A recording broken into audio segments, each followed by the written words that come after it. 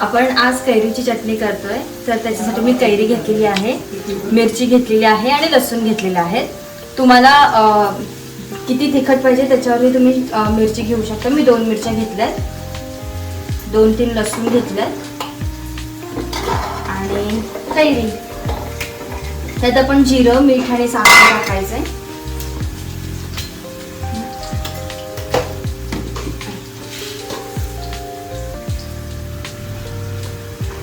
मीठ,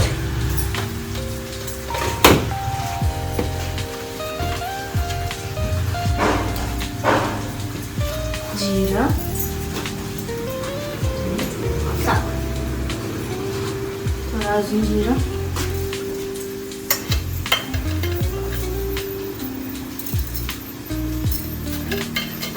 आपण हे सगळं मिक्स करूया.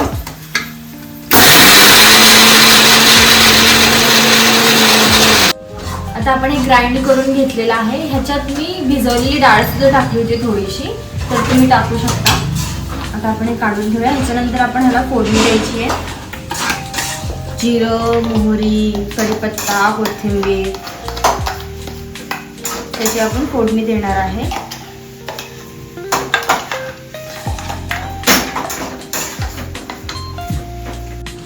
आता आपण फोडणी करतोय, त्यासाठी आपण घेतोय तेल.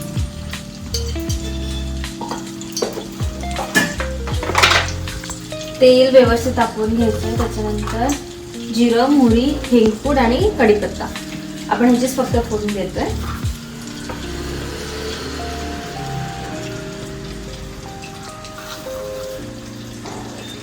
मोहरी,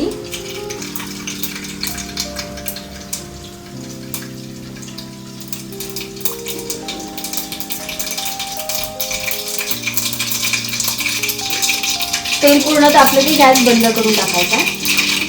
नंतर जिरं टाकायचं,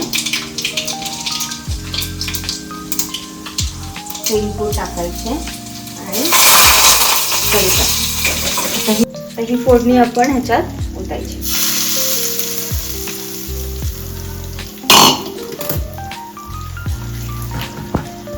आणि आपली कैरीची चटणी तयार आहे.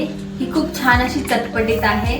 जेवताना वगैरे तुम्ही सोबत खाल्लात तर खूप छान अशी चव येते तोंडाला. आणि ही उन्हाळ्यात खायला खूप छान आहे, तर तुम्ही नक्की ट्राय करा.